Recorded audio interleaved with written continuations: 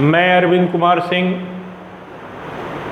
तुम लोग को 11th क्लास का ब्रिज कोर्स, अगर तुम्हारा लक्ष्य चाहे वो जो भी हो, लेकिन यह ब्रिज कोर्स तुम्हें करना होता है। ब्रिज कोर्स क्या होता है यह तुमको जानना ज़रूरी होता है। यानी अंडर 10th क्लास तक जो तुमने पढ़ा उसको एक बार रिवाइज हम लोग करवाते हैं, उसके सही डिफिनेशन को बताते हैं। क्योंकि एक्चुअल डिफिनेशन उसका क्या है यह जानना ज़रूरी होता है। तो सबसे पहले तुम अगर 10th इस बार किए हो तो तुम्हारे पास बहुत सारे स्ट्रीम है, क्या कर सकते हो। तो देखो तुम्हारे पास है कि साइंस ले सकते हो, आर्ट्स ले सकते हो, कॉमर्स ले सकते हो, तुम साइंस टेक्नोलॉजी में कंप्यूटर ले सकते हो, ये सब तुम्हारे पास लक्ष्य है। तो अगर साइंस में लोगे तो यहाँ पर तुम्हारे पास दो मुद्दे होंगे। एक तुम्हारे पास क्या है ना कि इंजीनियरिंग साइड में, दूसरा तुम्हारे पास मेडिकल साइड में। तो इंजीनियरिंग करो या मेडिकल करो, यह बेसिक मैथमेटिक्स तुमको पढ़ना पड़ता है। अगर कॉमर्स में जाओगे वहाँ पर भी मैथ्स पढ़ना पड़ेगा। अगर आज नहीं पढ़ोगे तो 3 साल के बाद पढ़ना पड़ेगा, ये कोर्स तुमको करना पड़ेगा। अब कॉमर्स में तुम्हारे पास 3 चीज़ होते हैं ना, एक सीए होता है, सीएस होता है, आईसीडब्ल्यूए होता है, और तीनों में मैथमेटिक्स इंक्लूड होता है। अगर आर्ट्स से करते हो तो तुम्हारे पास वहाँ अगर इकोनॉमिक्स आएगा तो वहाँ पर भी मैथ्स पढ़ना पड़ेगा। अर्थात यह ब्रिज कोर्स 100% आपको करना पड़ता है। तो यह ब्रिज कोर्स क्या है यह तुमको जानना ज़रूरी है। अब इसमें देखो, आज तुमको हम छोटे छोटे बातों को हम लोग सिखाएंगे। तो अब तुम्हारे पास आया पहला प्रश्न, तुम्हारे पास आया पहला प्रश्न है कि एलसीएम एंड HCF।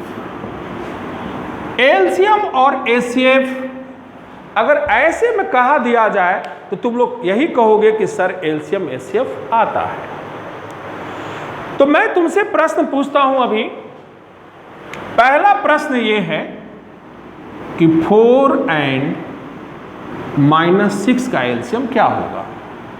दूसरा प्रश्न है √2 and √3 का एलसीएम क्या होगा।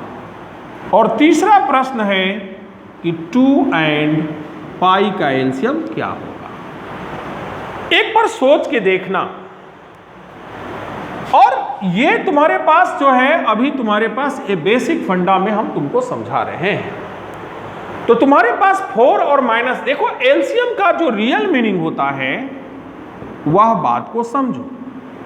इसका मतलब होता है least common multiple, least common multiple. यानी सबसे पहले हम मल्टीपल लिखेंगे, मल्टीपल लिखने के बाद उसका कॉमन करेंगे, और कॉमन में जो छोटा रहेगा वह एलसीएम होगा। लेकिन इसका जो बेसिक अर्थ होता है वो होता है हाईएस्ट पावर। हाईएस्ट पावर होता है इसका बेसिक अर्थ। अब तुम्हारे पास क्या है ना कि अगर 4 रहता और 6 रहता तो 4 का मल्टीपल लिखो 4, 8, 12, 16, 20, 24, और यहाँ 6 का लिखो 6, 12, 18, 24, 30, और तुम्हारे पास 1 होते चला जाएगा।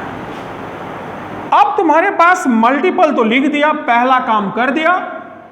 दूसरा करना है कॉमन। तो इसका कॉमन कौन कौन है। कॉमन मल्टीपल 4 and 6, तो यहां पर 12, 24, 36, तो यहां पर कॉमन मल्टीपल। और लिस्ट कॉमन मल्टीपल करोगे तो यानी इसमें छोटा 12 है, यानी एलसीएम तुम्हारे पास 12 हो गया। पहले तुम जो एलसीएम निकालता था 4, 6, ये गलत नहीं है, लेकिन मेथड अब चेंज करना होगा। अब देखो तुम्हारे पास क्वेश्चन तो ये थे। अब तुम्हारे पास क्या है ना कि अब इसको फास्ट करना है तेरे को। तो यहां पर 4, तो ये प्राइम पावर में लिखो तो 2 के पावर 2, और 6 को लिखोगे तो 2 के पावर 1, 3 के पावर 1। और एलसीएम का मीनिंग होता है हाईएस्ट पावर, यानी 2 के पावर 2 और 2 के पावर 1 में बड़ा कौन है, तो 2 के पावर 2। और चूंकि यहां पर नहीं है तो 3 के पावर 0 डाल देंगे, तो 3 के पावर 0 और 3 के पावर 1 में बड़ा कौन है, तो 3 के पावर 1, यानी एलसीएम 12 आ गया। अब तुम्हारे पास एचसीएफ है, यानी हाईएस्ट कॉमन फैक्टर, यानी पहले 4 और 6 का फैक्टर निकालोगे तो 4 का फैक्टर होगा 1 2 4 और यहां पर 6 का फैक्टर होगा 1 2 3 6। उसके बाद कॉमन फैक्टर निकालोगे तो यहां 1 है 2 है, और चूंकि हाईएस्ट कॉमन फैक्टर कह रहा है तो यहां पर 2 हुआ। अब इसको पहले तुम बनाता था वह 4, यहां 6, तो 4 1 जा 4 और यहां पर 2 2 जा 4। अब तुम्हारे पास एचसीएफ 2 हो गया, लेकिन अब तुम्हारे पास इसका जो बेसिक मीनिंग होगा हाईएस्ट कॉमन फैक्टर का, वो होगा लोएस्ट पावर, यानी तुम 4 का फैक्टर यहां पर करोगे तो 2 के पावर 2 3 के पावर 0 और 6 का करोगे तो 2 के पावर 1 3 के पावर 1। यानी यहां पर तुम्हारे पास क्या होगा ना कि यह वाला में तुमको सबसे छोटा 2 है और इसमें 3 के पावर 0 है, यानी यहां पर 2 हो गया। अब तुम्हारे पास ये दोनों फंडा से तुम क्लियर कर लिया है कि यानी अब तुम्हारे पास देखो, तुम लोग 10th का स्टूडेंट हो, 10th इस बार किए हो, इसलिए एक बात को प्रॉमिस करो कि अगर लाइफ में कुछ करना चाहते हो तो घर का एजुकेशन के मामले में एलसीएम बनो, एजुकेशन के मामले में घर का एलसीएम बनो, एजुकेशन में एलसीएम बनो, और एक्सपेंस करना हो, खर्च करना हो तो एचसीएफ बनो। अब तुमको बहुत सारे नंबर को हम करना सिखाएंगे, तो फिर उसके बारे में भी हम लोग बात करेंगे। अब तुम्हारे पास यहां पर है 6 है, 10 है और तुम्हारे पास 18 है। अब इसकी एलसीएम निकालना है, तो एक तो तुम्हारे पास जो बेसिक फंडा बताए कि इसमें 6 का मल्टीपल पढ़ेंगे, इसमें 10 का 18 का, यह बेसिक सही है।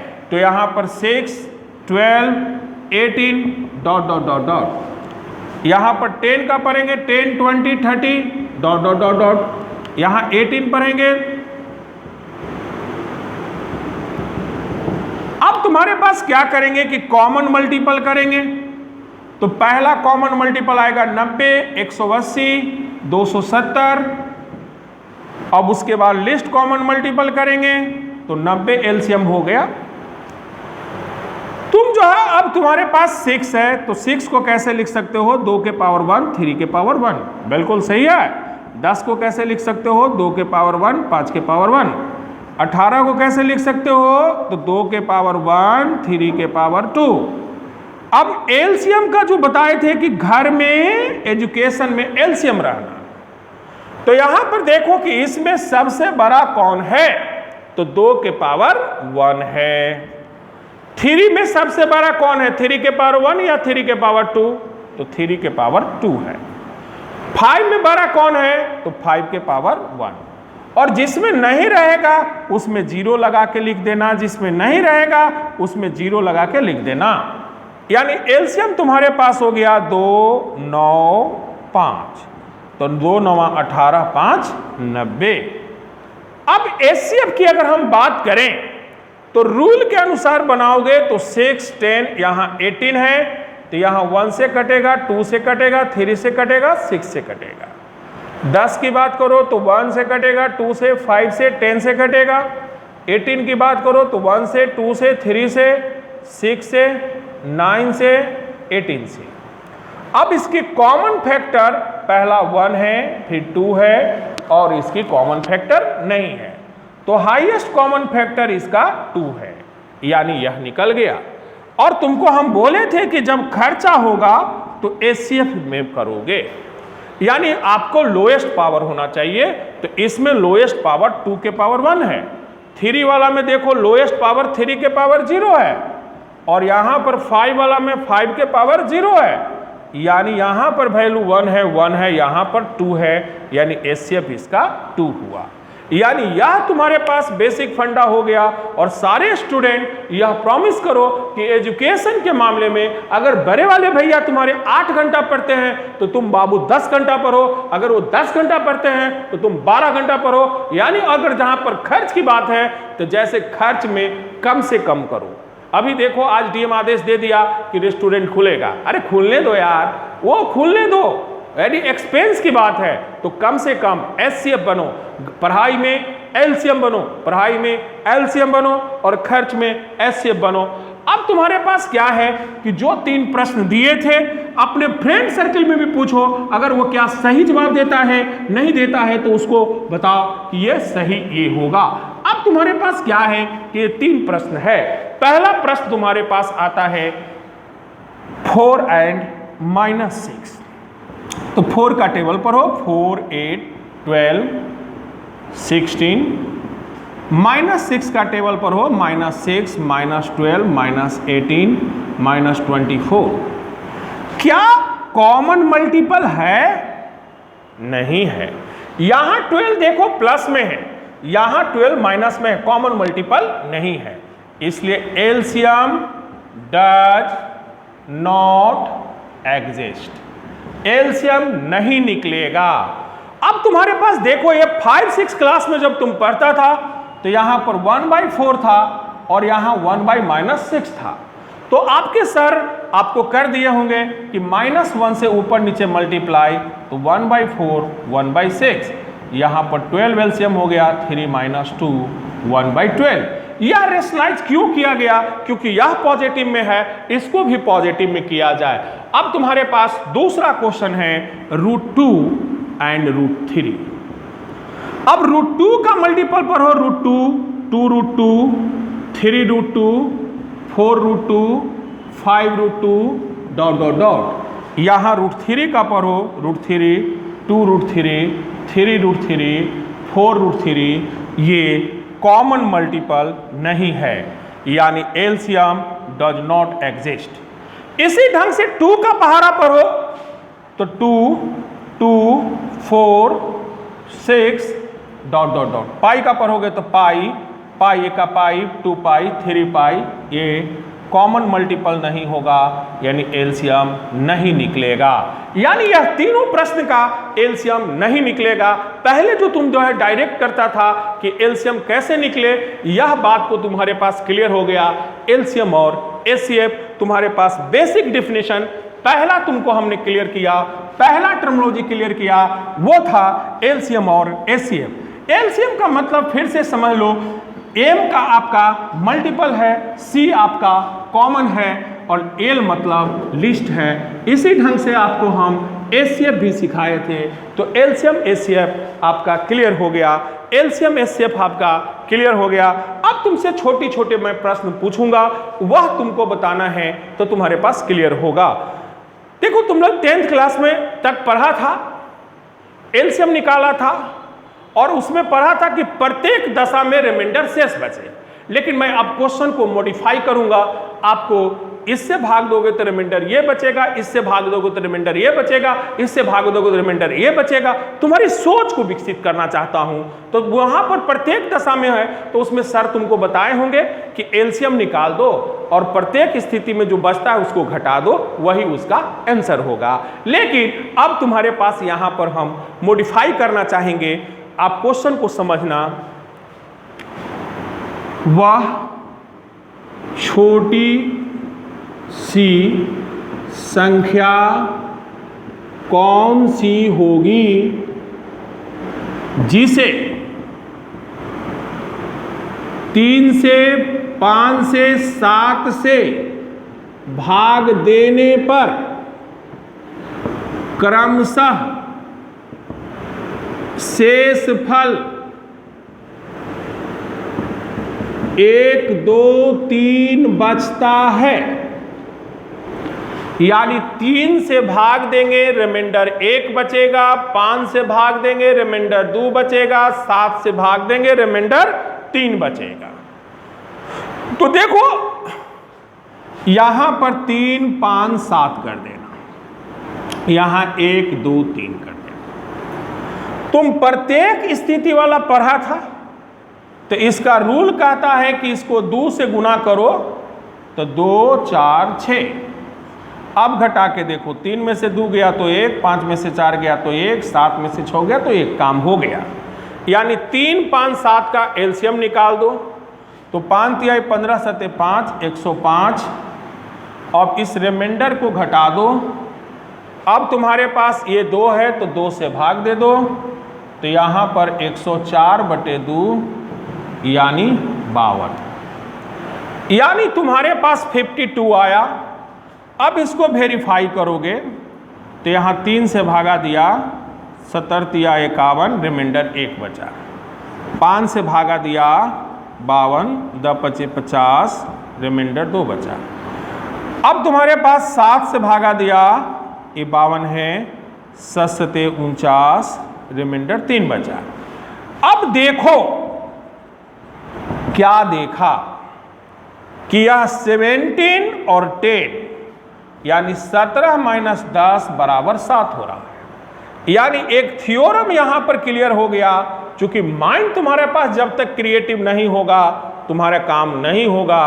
यानी greatest quotient minus middle quotient equal to greatest division, यह तुम्हारे पास फॉर्मूला बन गया सब्जेक्टिव बनाने का। अब तुम्हारे पास इसको सब्जेक्टिव कैसे बनाओगे? तो छोटी सी संख्या को x मानोगे, वह छोटी सी संख्या x है। अब अकॉर्डिंग टू क्वेश्चन कह रहा है कि 3 से भाग देने पर रिमाइंडर 1 बचता है, यानी x माइनस 1/3 यह आपका ग्रेटेस्ट कोशिएंट हो जाएगा। और x minus 2/5 equal to middle quotient and greatest divisor तुम्हारे पास 7 हो गया। और यह फॉर्मूला तुम जानते हो कि greatest quotient minus middle quotient equal to greatest divisor, यानी x minus 1/3 minus x minus 2/5 equal to 7। So अब यहां पर तुम्हारे पास हो जाएगा 5x माइनस 5 और माइनस 3x प्लस 6 और 5 तिहाई 15 इजकल टू 7। 5x में से 3x गया तो तुम्हारे पास 2x और माइनस 5 यहाँ पर है तो 2x प्लस 1/15 इजकल टू 7। यानी यहाँ पर 2x इजकल टू 15 सते 105 और माइनस 1 यानी 2x equal to 104। So x 104/2 so 52। यह तुम्हारे पास सब्जेक्टिव भी हो गया। अब तुम्हारे पास क्या है ना कि अब तुम्हारे पास इसी टाइप का हम क्वेश्चन तुमको हम क्रिएट कर देते हैं और इसको तुमको बनाना है। तो आज एलसीएम एचसीएफ का हम लोग का बेसिक क्लास आज हम लोग का हो रहा है। अगर यहाँ पर 5 है, 7 है, 9 है और 2 3 4 बचता है, तो अब तुम सोचो कि इसको बनाएंगे कैसे। तो बनाने के लिए तुमको हम बताए हैं कि ये वाले को पहले मल्टीप्लाई करते जाएंगे और घटाते जाएंगे, प्रत्येक स्थिति में आएगा। तो 2 2 जा यहाँ 4 6 8, 5 में से 4 गया 1, 7 में से 6 गया 1, 9 में से 8 गया 1, ये तुम्हारे पास आ गया। यानी 5 सते 35 और 9 315, यानी और उसमें से घट जाएगा 1, रिमाइंडर यहाँ 2 बच रहा है तो 2 हो गया, यानी 314/2 यानी 157। अब नहीं विश्वास है तो करके देख लो। 157 को 5 से करोगे तो 5 तिहाई 15, 7 आया, यहाँ 1, रिमाइंडर देखो 2 आ रहा है। 7 से भागा दिया 157 को तो 7 दूना 14 यहाँ है और यहाँ पर 7 दूना 14, यहाँ 3 है। देखो दिख रहा है। अब देखो 31 में से 22 गया तो 9 भी दिख रहा है, वो भी बात हम लोग करेंगे। क्योंकि सब्जेक्टिव मास्टर बनना है, अपने फ्रेंड सर्किल में लोगों को पूछो प्रश्न, अगर बता देता है तो बहुत अच्छा, नहीं बताता है तो तुम लोग उस प्रश्न को बताओ कि देखो ऐसे होता है, यहाँ 67 हो गया, 9 से 63 हो गया, यहाँ 4 आया। अब तुम गौर से देखो कि इसका ग्रेटेस्ट कोशिएंट, यानी अगर तुम कह सकते हो कि बड़ी वाली भागफल मंझली वाली भागफल से ग्रेटेस्ट डिविजन यहाँ पर जो है आपका है, तो अब वह छोटी सी संख्या आप x मानेंगे, तो x - 2/5 और यहाँ पर x - 3/7 इजकल टू 9 हो जाएगा।